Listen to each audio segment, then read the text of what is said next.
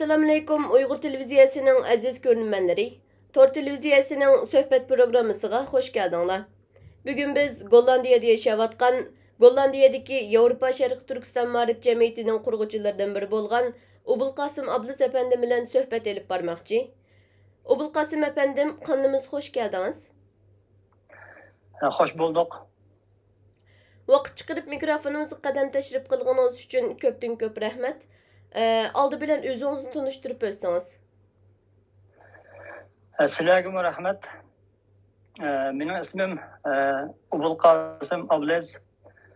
Özüm vatanimiz Şarkı Türkistan'ın Xotan vilayeti Qaraqashda tug'ilib cho'ng bo'lgan. 1995 yildan tartib vatanimizdan ayrilib 2002 yildan tartib Gollandiyada ailem, balalarım bilan yaşayatıman.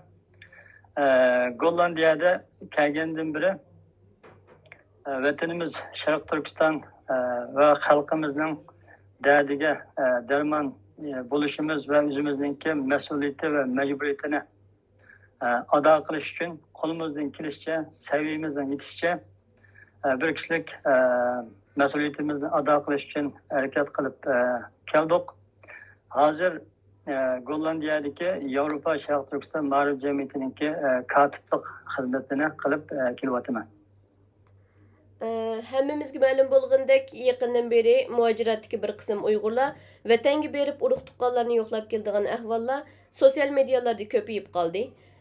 Davos hepimizdagi tajribali kishilar sizdan biri bo'lish sifatingiz bilan buning Uyg'ur davosiga qanday ta'siri bor so'zlab bergan bo'lsangiz. Deganimizdek, mushu yaqinda burunmi batdi, lekin ağırlıqda bir mezgil vatanga berib kelganlar asosliq yo'qolib ketgan, ammo mushu oxirgi bular mushu yil boshlagandan beri sosyal medyada aspas xabarlarni ko'rib turyapmiz.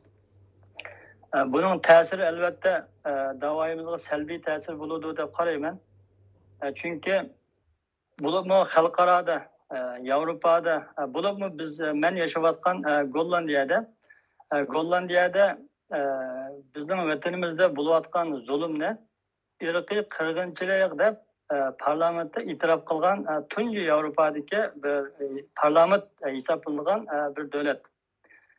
Albatta Yevropadagi davlatlar, xalqarodagi xilli davlatlar bizim vatanimizda bo'layotgan bu zulmni irqiy qirg'inchilik deb qabul qilgan, e'tirof qilayotgan xalqaroda bizning vatanimiz Sharq Turkistonning davosi favqulodda ilgarilab menayotgan bir vaqtda bizning o'zimizning millatidan bo'lgan kishilar vatanga xotirjam berib kelganligini o'rtaga chiqarishi bu albatta bizning davoyimizga favqulodda ziyon olib keladi deb qarayman.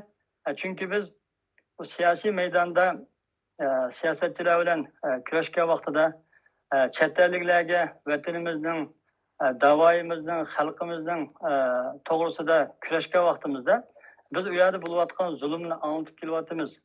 Anlatish jarayonida o'zimizningkimi, chet elda yashayotganlarningkimi oilasi bilan kurashamayotganligi, oilasi bilan aloqasini uzilib ketganligi bunu deb kelyapmiz. Bu elbette her bir Uyghur için nayeti uçuk ve ayan olan bir mesele. Biz en az da ahirki 10 yıldan beri biz ata-analarımız bilen, tuqqanlarımız bilen hiç görüşemayapmiz. Ata-analarımızdaki nima kunda qapqalayotganligi bormi, yo'qmi, kampilidimi, turmudimi yoki bu dünyadan Kazak ketdimi, yani bilinmeyatimiz.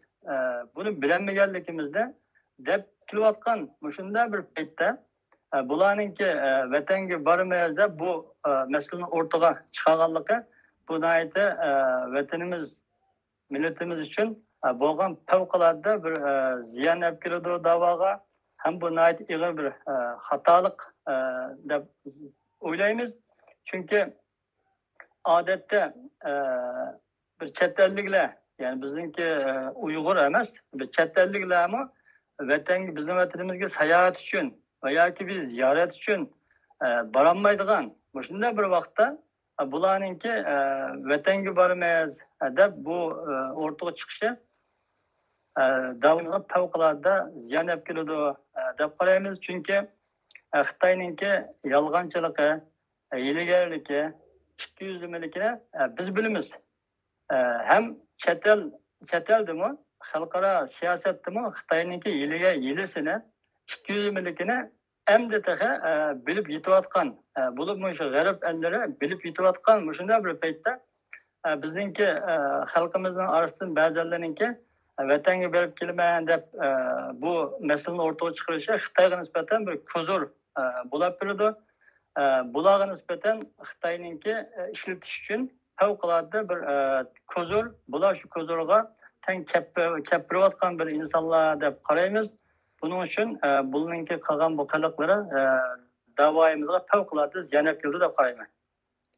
Bir necha yildan beri Xitoy kommunistlarining jazo lagerlarida va turmalarda yetib, shu zulmning ta'min tetigan Qalbinur Siddiq, Mehrigul Tursun, Zumrat Davud, Sayragul Savutbay, Janargul Jumatay, Ömer Bakali, Gulbahar Xatvaji, Gulbahar Celilova qatorliq shohidlarimiz to'xtamay guvohlik berib, davoyimizning xalqaro kun tartibiga kelishiga turtkilik rol o'ynadi. Yo'l ochilibdi, vatanga berib kelsak deb bu qarindoshlarimizning bergan guvohliklarini yolg'onga chiqarib qolmay, davoning ziyonga uchrashi mumkin. Bu masalaga sizning ko'z qarashingiz qandaqdir?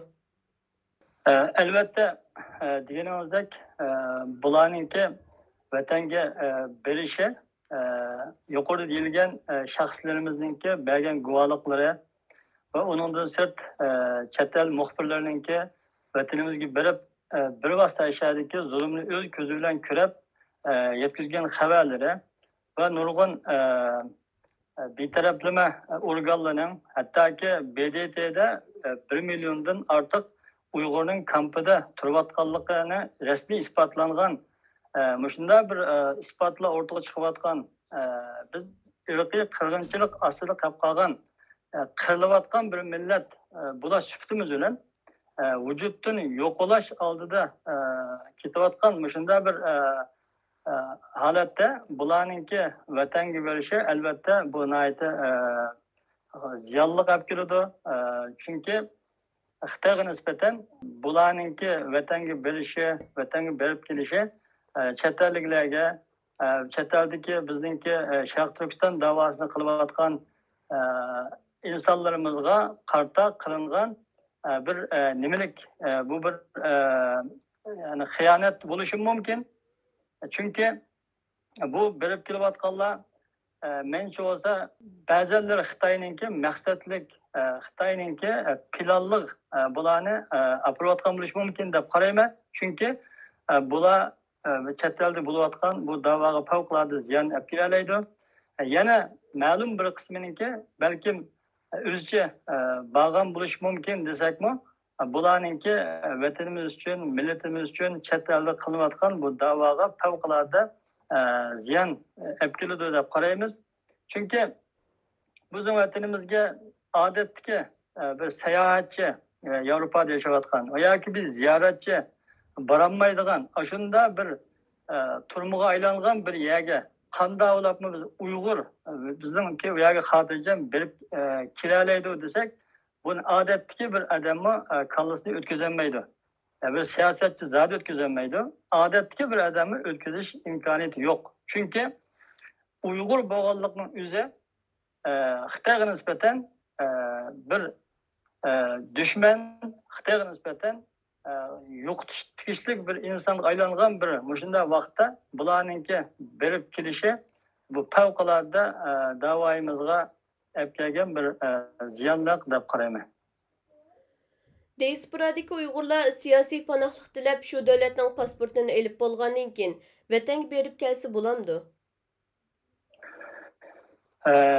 Albatta, vatanga berish qonuniy tarafni aytgan vaqtida Gollandiyaningki nüfusunu algan bo'lsin yoki boshqa bir davlatninki nüfusunu algan bo'lsin, endi ularninki qonuniy jihatdan cheklanmaylik.